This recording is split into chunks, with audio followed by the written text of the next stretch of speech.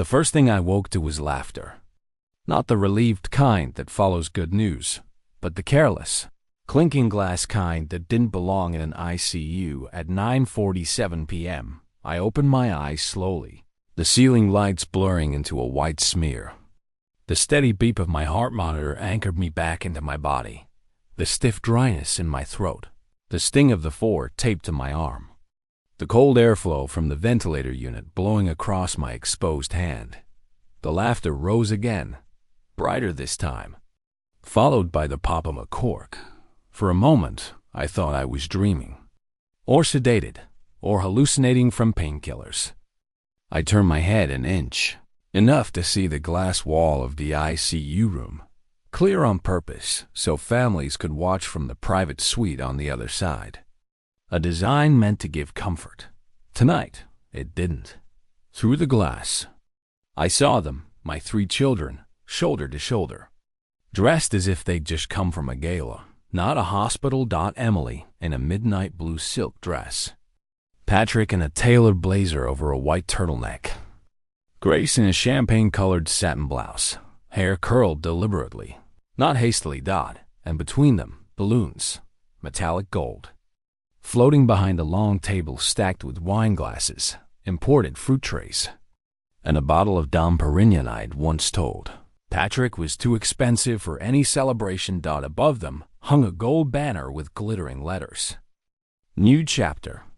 To a great FU nurse, Linda Cooper noticed I was awake. She froze in the doorway with a vitals chart in her hand, eyes flicking nervously toward the noisy suite. "I'm just going to check here," she whispered, adjusting the blanket unnecessarily, trying to block the view. "It's been a long day for everyone." I swallowed, voice a raw scrape in my throat. "What's happening out there?" She hesitated. "Too long." "Oh, just a family gathering," she said, with a forced smile that slipped too easily. I turned my head back toward the window. She followed my gaze, then gently, almost guiltily, reached for the blind switch. "Maybe we should—" "Linda," I murmured, barely audible. "Leave them." She froze, hand hovering in the air. I didn't want protection from the truth. The blinds stayed open. The laughter got louder. The door to the private suite was cracked, just enough. That sound spilled through. I could hear their glasses clink. Emily lifted hers. "To new beginnings," she said, voice ringing with ease. "Once Dad's estate clears, we'll finally be able to do things right. No guilt. No begging." I felt the beep on the heart monitor spike. Patrick poured himself another glass and laughed. Full, sharp, careless. "To freedom from the old man's rules." Linda pretended to read the chart, eyes glossy, trembling with secondhand shame. My breathing turned shallow. The cold air against my fingers suddenly felt like ice. The foreign needle bit deeper as my hand clenched faintly, skin pulling against the tape. I remembered the last holiday dinner, how Patrick hugged me and said, "Don't worry about the inheritance. We just want time with you." I remembered Emily crying at my bedside 2 nights ago, saying, "Please fight. Dad, we're lost without you." Now I listened to them celebrate my absence. Grace, always the quiet one, stood at the end of the table with both hands wrapped around her glass. For a moment she looked unsure. Then the others urged her forward. "Come on, Gracie." Patrick nudged. "Say something. You deserve this too."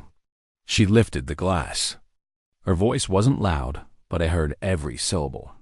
2 weeks at most, the doctors said. A shaky exhale, not grief. "We deserve this." The room outside erupted into applause. Inside the ICU, everything went still. My ears rang. My eyes burned, not from tears, from disbelief so dense it froze emotion before it could surface. My heart monitor slowed to a long, tired rhythm. Linda whispered, "Mr. Carter, please don't get upset. Your body needs." But the rest of her sentence vanished into the silence that fell inside me. I closed my eyes. But their voices were still there, echoing, overlapping, replaced by the sound of my own pulse roaring inside my skull. They were celebrating the life I had already been removed from, celebrating without me, because of me, celebrating the end of me. My lips moved before I even registered the words. Breath ragged against the oxygen tube. They already planned my funeral, while I was still alive. The line fell into the quiet, like a confession no one was meant to hear, and yet it was the truest thing I'd ever said. My name is Michael Carter, 67 years old. If hospitals wrote resumes on admission forms, mine would have read, retired real estate developer, disciplined, predictable, generous to a fault. People who knew me would have added fair. Fairness mattered to me more than wealth ever did. Every deal I made, every partnership, every property, it had to be clean, transparent. I built my reputation on the idea that money didn't define character, but character defined what you deserved. Somewhere along the way, I must have forgotten that lesson at home. I didn't start with much. Laura and I built everything brick by brick. Me working long hours at the construction sites and she running spreadsheets late into the night with a red pen between her teeth. She used to joke that she didn't need jewelry because numbers glimmered better. I loved that about her. Her elegance sat in silence rather than display. 8 years ago, cancer took her fast. 47 days from diagnosis to burial. The house felt too large after that, not because of its size, but because of the quiet.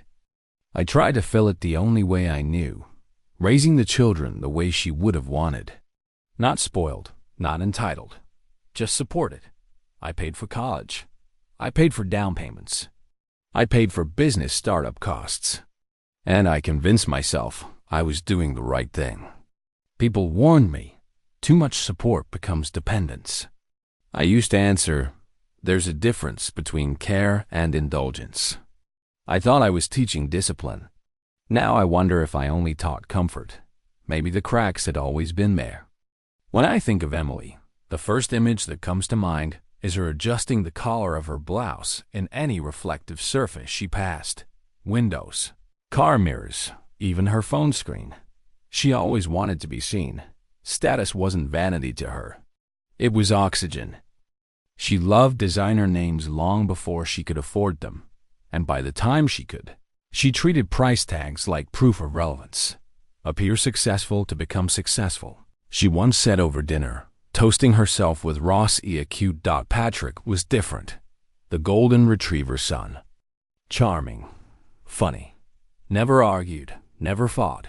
Never showed his teeth. But charm can be camouflage.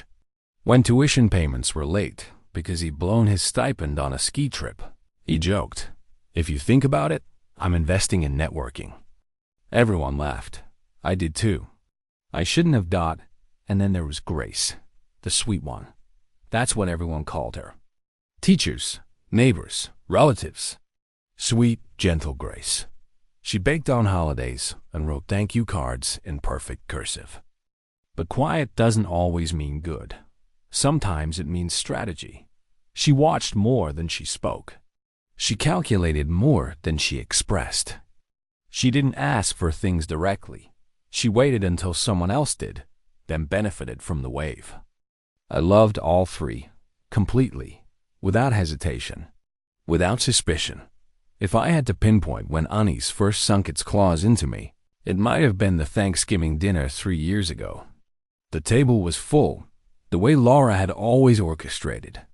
It turkey, cranberry sauce, garlic mashed potatoes, soft jazz in the background. I carved the turkey. Emily topped everyone's wine. They were laughing, relaxed, casual. Patrick waved his fork toward me. That's the safest investment we've got, he joked. 0% risk, guaranteed return. Emily chimed in, laughing. Yeah, when the inheritance lands, we're all moving to the coast. No more rainy suburbs. Grace just smirked and tapped her glass in agreement. I chuckled because I thought it was satire. We all did. I said something like, I plan on outliving all of you, and spending every penny out of spite. Everyone laughed. But the laughter lingered in a way that didn't quite fade. Another time. 2 years later, Emily cornered me in the kitchen. She kissed my cheek and leaned casually on the marble counter. "Dad, have you ever thought about retiring early?" she asked. "You worked enough for 10 lifetimes. You should enjoy the good life, or let us enjoy it." She said it playfully, but her eyes locked onto mine to see how I'd respond. I brushed it off, saying, "I enjoy my life already." She smiled, polite, practiced, and walked away. I told myself it was immaturity, not malice. Youth, not greed. A joke, not a message. I didn't want complications. I wanted family. Our home. The home sits on the edge of a quiet suburb. Traditional brickwork, oak-trimmed door, a piano room to the left and the study to the right. I still remember carrying Laura through that doorway after we signed the papers, both of us sweaty from laughter and the August heat. We planted 2 birch trees in the backyard. Hers grew taller. Inside the study, shelves lined with leather bound. Notebooks track decades of life, business strategies, property forecasts, ideas for improvement, to-do lists, even grocery reminders. Between them, framed pictures, first days of school, scraped knees, piano recitals, graduation gowns, beach trips. Proof that time had once been kind. In that room, I felt control. Every evening, I sat at the piano across from the fireplace, playing slow classical pieces, Debussy, Ludovico Einaudi, sometimes Sinatra. The keys steadied me. The instrument never asked. It responded. It didn't want anything beyond presence. Laura used to sit on the couch and read when I played. When she was gone, I played anyway, to pretend nothing had changed. But things had changed. The pictures on the shelves never aged, but the people in them did. My biggest fear, the one I never said out loud, not even to Laura, was that I would raise children who grew up surrounded by love but never learned gratitude. That comfort would become expectation. That support would erase effort. I look back now and wonder if I created that fear into existence. The mortgage payments I covered, the cars I helped finance, the tuition, the down payments, the business loans. I excused it as encouragement, empowerment, giving them a head start. I never once asked for repayment, not in money, not in appreciation. Maybe that was the problem. I gave without boundaries, and they learned to take without memory. People always ask grieving spouses, what did you miss most after they were gone? For me, the answer changed every year. The first year, I missed her smell, the faint vanilla and sandalwood perfume she left on her pillow. The second year, I missed her voice in the kitchen. By the third, I missed the way she could see through the children, the way she knew when love was sincere and when it was opportunistic. Laura could spot darkness early. I believed love alone could prevent it. I was wrong. The world taught me fairness. Life taught me discipline. But parenthood taught me humility. Loving your children means you give them your last breath without hesitation. But sometimes that devotion blinds you to the truth, even when the truth is standing right in front of you with a champagne glass. Now, lying in an ICU bed, hearing them toast to a future without me, I can look back with perfect clarity. Every memory, every sign, every warning, they weren't random moments. They were breadcrumbs, and I ignored them. Hospital days have a rhythm that wears on the mind. Shift changes, vitals checks, medication alarms. You start to measure time not in hours, but in the number of nurses who enter the room. In the first week, my children visited with forced optimism. By the third, the mask was slipping. The signs were small at first. A sigh when a doctor walked in, eyes darting toward the clock. A text message answered before a question from the medical team. Then the small signs became character. On Monday morning, Dr. Harris came to give his daily update. A young pulmonologist, steady and compassionate. He always spoke slowly, making sure I understood. Your oxygen levels are improving significantly, he said. We're optimistic. If progress continues, we'll transition to physical therapy next week. I nodded, chest warm with hope. I turned toward the far corner of the room where Patrick sat, feet propped on an empty chair, scrolling through his phone with both thumbs rapid-firing the screen. "Patrick," I said quietly, "did you hear that?" He didn't look up. Yeah, good news. Love that for you." Even Dr. Harris paused. He waited a moment and then excused himself politely. When the door closed, I said, "I'd like you to listen when the doctors speak. For your sake, too." Patrick smirked at the screen. "I'm listening," multitasking. My heart monitor spiked, not dangerously, just enough that the nurse glanced up from her station. Later that afternoon, Emily suggested lunch in the cafeteria.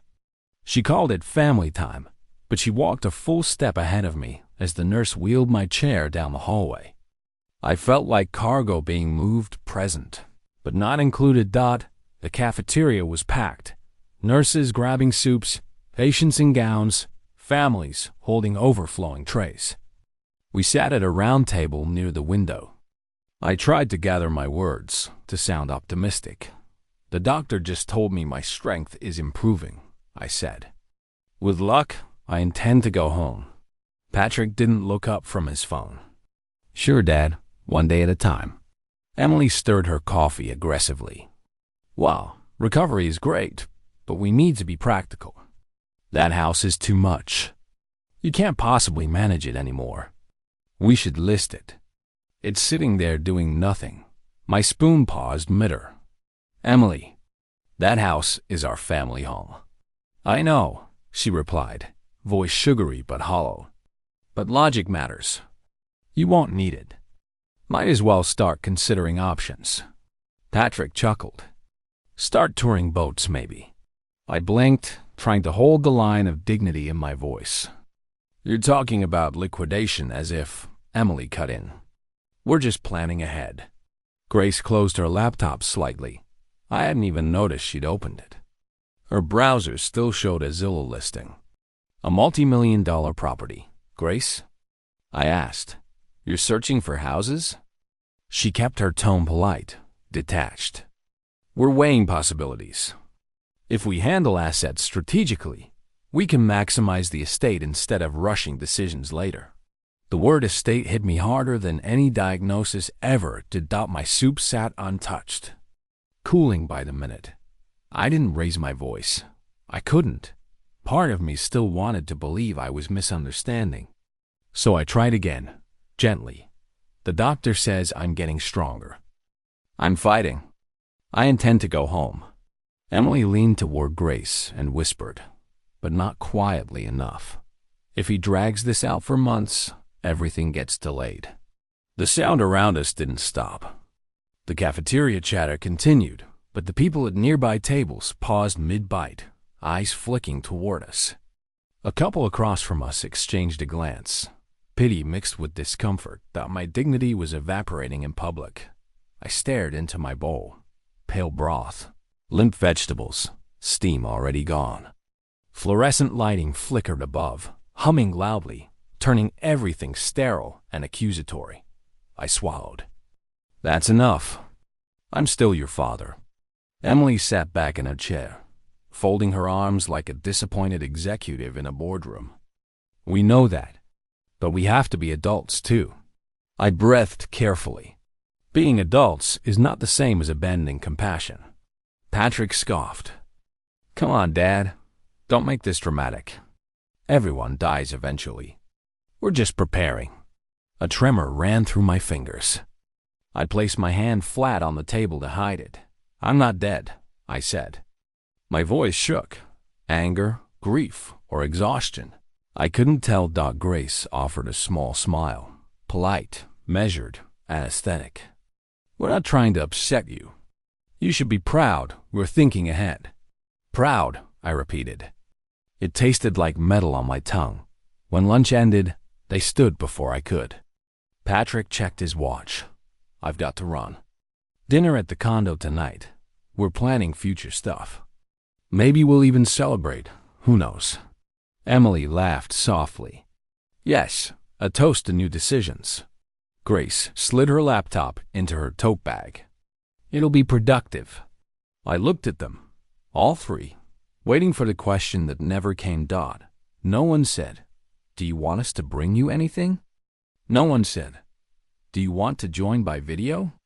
No one said, "You'll beat this." Patrick threw a casual salute.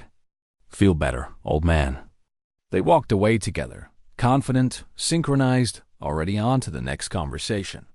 Their voices blended into an upbeat hum as they moved down the corridor. Then I heard it, Grace's laugh, trailing after the others. A bright, bell-like laugh, echoing off the tile floor. It grew softer with distance until it was gone. The nurse pushed my wheelchair back to the room. The fluorescent lights flickered the whole way, buzzing, relentless. I didn't cry. I didn't swear. I didn't break, but a realization settled in, heavy, final, irreversible. They weren't waiting for me to die.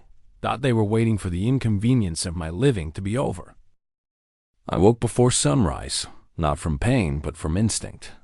The ICU lights were dimmed, only the monitors casting a soft green glow on the walls. The room smelled faintly of antiseptic and stale night air. I stared at the ceiling and listened to the quiet hiss of oxygen. Two voices drifted in from just outside my door, not loud enough to be gossip, but not hushed enough to be private. Yeah, I saw him leaving yesterday, a male orderly said. Financial advisor type. Suit, briefcase, very expensive shoes. A female nurse replied, met with the Carter kids in the private conference room. Something about paperwork. I thought it was weird to do while their father's in ICU. My pulse didn't spike. Not anymore. Hearing their celebration had already burned away shock. What remained was awareness, precise, focused, clinical. The door slid open slightly as Nurse Linda stepped in with her tablet. Morning, Mr. Carter, she whispered. Rough night? I nodded. Can I have my phone? She hesitated. We both knew my hands shook sometimes with the medication. Are you sure? I can help if... My phone, please, I repeated, gently but firmly. She retrieved it from the drawer and placed it in my palm. I thanked her. She lingered for a moment, as if she wanted to say something but didn't know how. Then she left quietly. I unlocked the screen. Notifications filled the top, mostly bank transaction alerts, medical reminders, a newsletter I never unsubscribed from. And then one subject line froze me. Carter Estate Liquidation Planning, with attorney Richard Barnes, recording attached. The email had been sent to a distribution list, with my own address included by accident. Maybe a copied thread. Maybe a hurried click. Fate doesn't need a dramatic entrance, just timing. I pressed play. The audio began with the slide of chairs and casual laughter. Then Emily's crisp voice. Okay, everyone's here. Let's make this fast. I have a fundraiser tonight. A man, Richard's voice, started to speak. Before we begin, I need to emphasize. Patrick cut him off. Yeah, legal disclaimers. Got it. We just need asset allocation. Straightforward. Grace's voice came next. Calm, soft, like she was reviewing recipes instead of lives. Let's start with the big one. The investment account. The $2.1 million portfolio. Patrick answered instantly. That's mine. Dad always said I'd run the family business one day. Emily snorted. You ran it straight into the ground. But sure, take the stocks. I'm calling dibs on the house. A pause. I could almost picture her crossing her legs, satisfied. Grace spoke again. What about the Bentley? My father loved that car, I whispered to myself. The memory of leather seats and Sunday drives flickering through me. Audio crackled. Then Grace, I want to auction it for cash. If we split all liquid assets evenly, it keeps things clean. There was a murmur of agreement. But what came next made everything before it feel small. Emily. Timeline. We can't move forward while he's still occupying space. Probate needs clarity. Patrick. Assisted living. Maybe memory care? If he's not mentally fit, it fast-tracks guardianship. Grace. Voice gentle, but meaning anything but. If we document enough confusion, probate will be smoother. Forgetfulness. Repeated questions. We just need recordings. Patrick laughed. He's already drifting. Yesterday, he said the same thing twice without realizing. Emily added, I'll push him on camera when he's tired. He slips then. My chest didn't tighten. My throat didn't close. Not this time.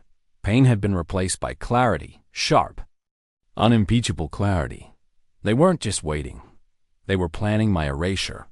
They wanted me alive long enough to be legally incompetent and gone soon enough to enjoy what I built. The recording went quiet for a moment. Then Richard's hesitant voice. Everyone needs to understand if your father regains full cognitive capacity. Emily cut in fast. He won't. Let's be realistic. We're already talking about months of decline. The way she said months sounded like a burden. Patrick clapped his hands together. So we celebrate tonight? New beginnings and all? The conversation dissolved into chatter and clinking glasses. Then the recording ended. I sat with the phone resting on my sternum, screen glowing faint blue against my hospital gown. Not a tear fell. Not a tremor. Some truths hurt too deeply to feel. They land past emotion, past shock, in a place where only decisions exist. They weren't waiting for me to die, I whispered. They were preparing to erase me. I turned the phone in my hand and scrolled to contacts. The world was still quiet. The sky outside dim. Nurses shifting clipboards at the station. The heart monitor ticking steadily like a metronome. Calm. Measured. I found the name. Richard Barnes. Family attorney. The man they used to plan my disappearance. The same man who'd sat at my dinner table every Christmas for 15 years. I hit call. It rang once before he answered. Michael? It's very early. Do you need something? My voice didn't shake. It didn't quiver. It didn't beg. Yes, I said. I need to finalize the living will. A beat of stunned silence on his end. This morning, I continued. Immediately, his breath caught. Michael, are you sure? I'm certain, I said. And Richard? This one isn't for the children. There was no rage in my tone. No desperation. Just truth. This one is for me. The hospital's private conference room looked more like a courthouse than a medical space. Long mahogany table, recessed lighting, glass walls muted by the evening storm outside. Rain streaked down the window in crooked silver lines, tapping the surface in a steady, percussive rhythm. Dim light, enough to see, but not enough to soften. I sat upright at the head of the table. No hospital gown. I asked Nurse Linda to help me dress earlier. A gray sweater, slacks, shoes polished. I wanted no trace of fragility. A fresh shave, combed hair. Presence mattered. Beside me, Richard Barnes stood with a sealed document folder. He didn't speak. He didn't need to. At 7:04 p.m., the door swung open. My children entered. Confident, cheerful, victory already assumed. Emily led the way, smile bright and rehearsed. Dad, you look great. We didn't know you were up for meetings. She kissed the air near my cheek rather than touching it. Patrick followed, cracking gum, spinning the key to his condo on his finger. Hope this won't take long. I have reservations tonight. Grace came in last, holding her laptop against her chest like a shield. Soft voice, soft smile. We thought we were just signing documents today. They didn't notice the absence of celebration energy in the room. They didn't sense the storm was not only outside. Emily pulled out a chair. So, where are the papers? Let's get everything sorted. Patrick sat back, hands behind his head. Big night, right? New chapter and all. Grace placed her laptop on the table and turned to me with feigned worry. Dad, why are we here exactly? Her tone implied we don't need your presence for this. I looked at each of them. Calm. Still. Sit, I said. They exchanged glances, confused, but too sure of their advantage to be afraid yet. They sat. Richard stayed standing beside me, his hands clasped in front of him. Emily cleared her throat. Dad, listen. If this is too stressful for you, without a word. I reached for the tablet on the table and pressed play. The room filled with their own voices. Emily bright, decisive. Let's make this fast. I have a fundraiser tonight. Patrick, impatient. Asset. Allocation. Straightforward. Grace. Clinical. Start with a $2.1 million investment. Account. Emily again, colder than she knew. I'm calling dibs on the house. Patrick. Laughing. Start touring boats. Then the deciding blow, Grace. If he's not mentally fit, probate will be smoother. We just have to document forgetfulness. Emily. He's drifting already. We'll get recordings. Silence swallowed the room. Even the rain seemed to pause. When the audio ended, I set the tablet down. No one breathed. Emily spoke first, voice barely steady. Dad, we were just planning in case you didn't make it. I kept my voice composed. You planned my disappearance. Patrick's jaw clenched. That's not fair. You act like you're immortal. You always controlled everything. Money, decisions, everything. My voice didn't rise. I never wanted control. I wanted respect. Grace swallowed hard, tears already forming. Dad, we weren't trying to hurt you. I held her gaze. You were trying to benefit from my absence. Patrick leaned forward, knuckles white on the table. What did you expect? You made us dependent. You gave us everything and then complained when we wanted more. Emily nodded sharply. Exactly. You treated money like a leash. You think generosity gives you moral superiority. I shook my head slowly. Generosity is not ownership. I never asked for obedience. I asked for gratitude. Emily snapped. You're twisting it. We were being practical. I let the silence settle, long enough that they had to live in their own words. Then I looked at Richard. He stepped forward, placing the sealed document folder on the table. Emily straightened. Finally. The will. Richard didn't smile. This is the updated living will. Signed this afternoon. Patrick reached for it. Richard placed his hand firmly over the folder, stopping him. This is not for you to open, he said. Patrick scoffed. It's our inheritance. Of course it is. I spoke softly. It isn't. Emily blinked, confusion mixing with outrage. What do you mean, it isn't? Richard opened the folder, removed the top document, and placed it in front of them. The headline was impossible to misunderstand. Laura Carter Pediatric Foundation Trust, full transfer of assets upon signatories PSSS and G. Grace read it aloud, voice cracking. To the Children's Hospital? Richard nodded. Every asset. The house, the investment portfolio, the vehicles, the properties, the business shares, all transferred to the charitable trust. Permanently. Irrevocably. Emily's voice went sharp, frantic. Where's the copy for us? There has to be a beneficiary section for next of kin. Richard flipped the page. In lieu of inheritance.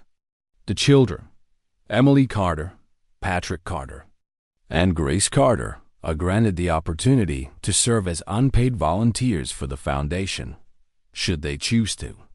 Patrick froze. Unpaid volunteers? Emily slammed her palm on the table. He can't do this. Richard remained composed. He already has. Grace pushed her chair back, choking on breath. Dad, why? We're your family. I looked at her. Not cruel, not triumphant. You could have had everything. Not because you deserved it, but because I loved you. But you chose entitlement over compassion, strategy over loyalty, wealth over memory. Emily stood, trembling in rage. We were planning because we were scared. We didn't know if you would live. I answered with no venom. You planned a future without me before confirming if I had one. Patrick punched the wall, a sharp thud, rattling the framed emergency procedure poster. This is bullshit. You can't cut us off like this. We earned that money, growing up in your shadow, never having anything for ourselves. I cut him off quietly. You didn't grow up in my shadow. You grew up in my protection. No one spoke. Grace whispered, Dad, we can fix this. Just rewrite it. We'll do better. I swear. Rain pressed harder against the glass, wind rushing outside like an answer. Richard gathered the papers.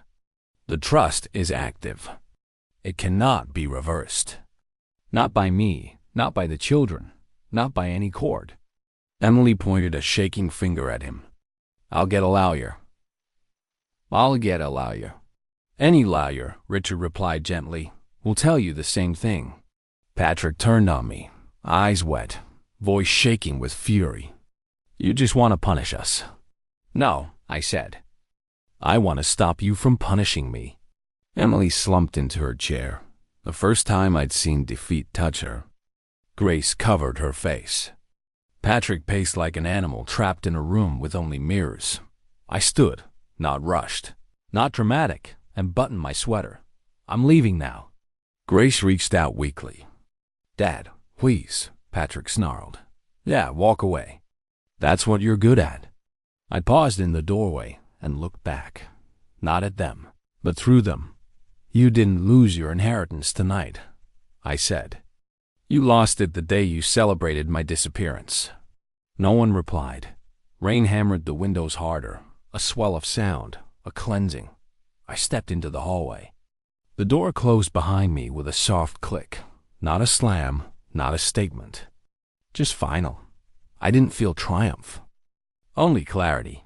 And clarity, when it finally arrives, is quiet. 3 weeks later, I walked through my own front door again, without assistance, without hesitation. The smell of wood polish and old books greeted me like an old friend.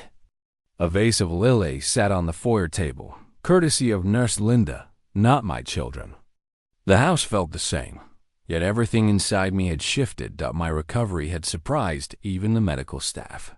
Physical therapy awakened muscle memory I thought I'd lost.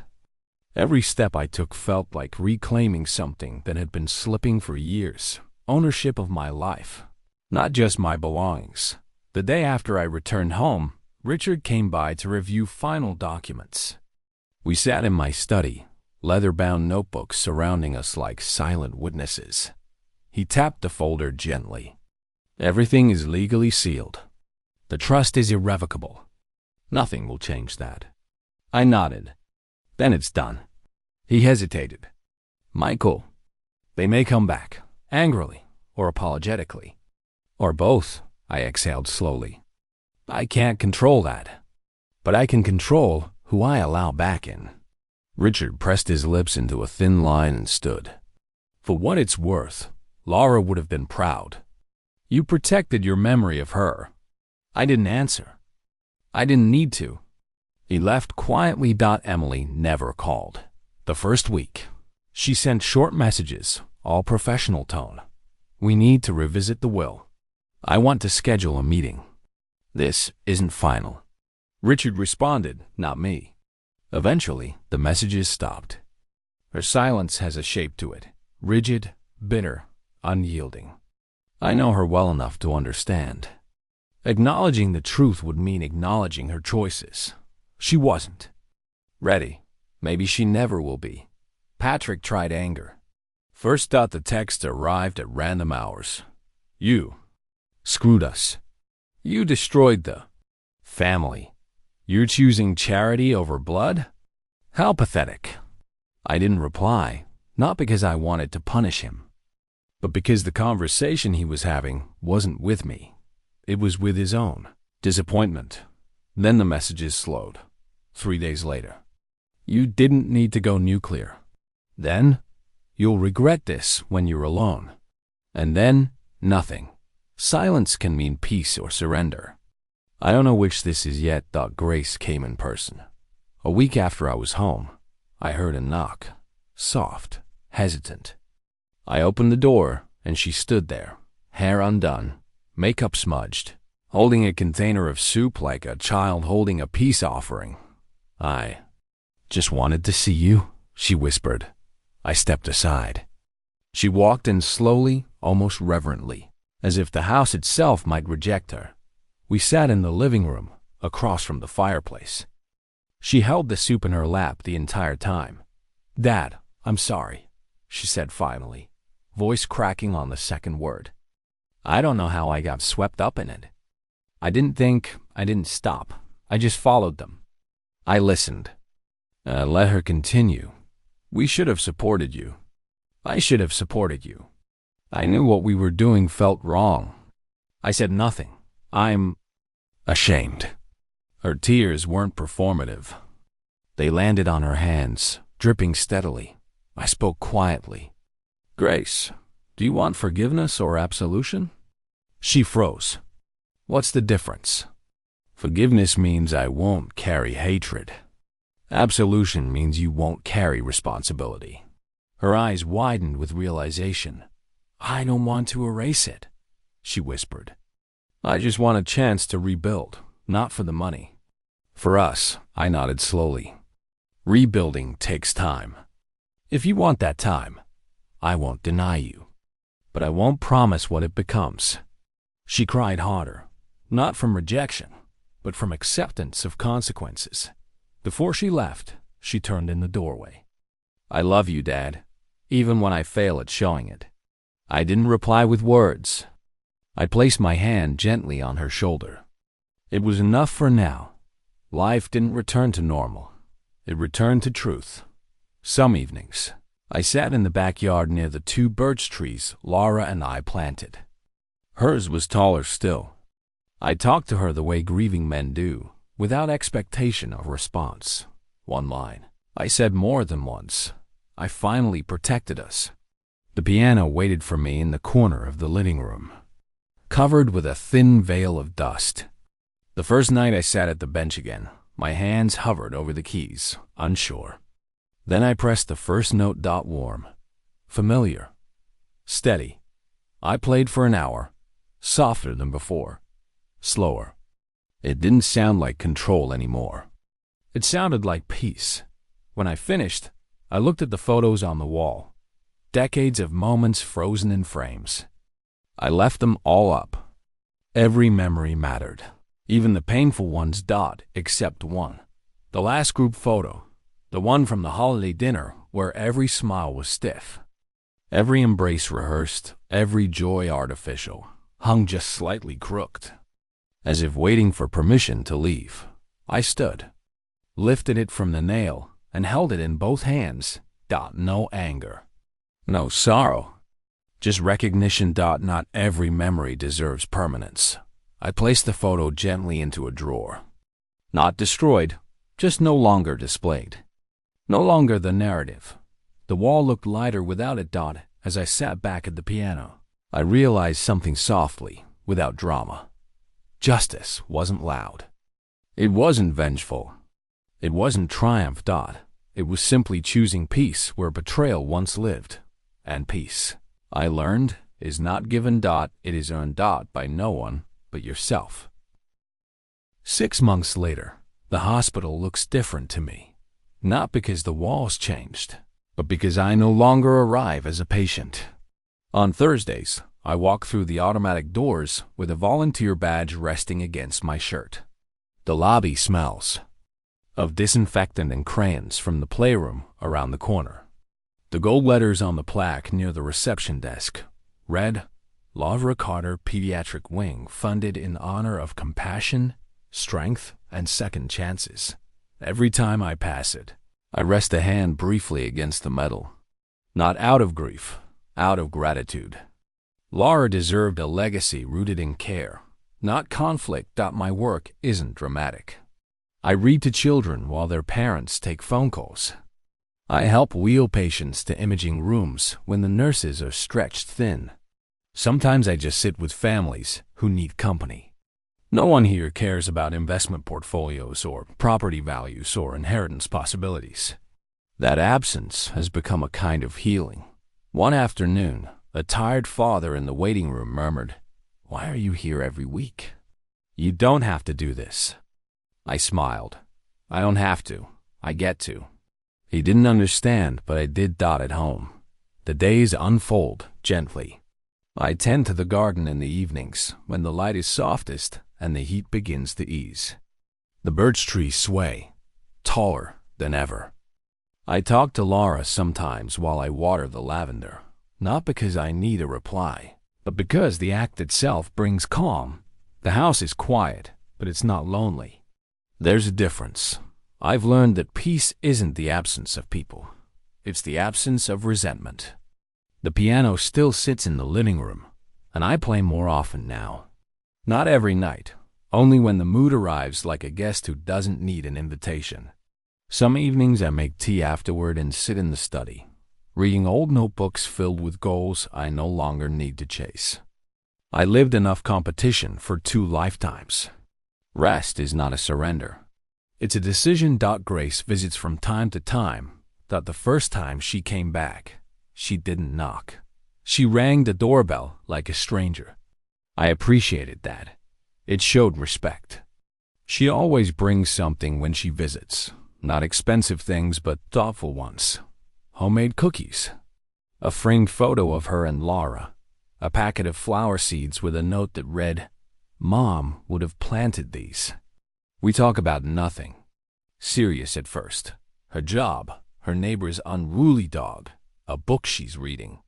Eventually, the conversation drifts toward the past.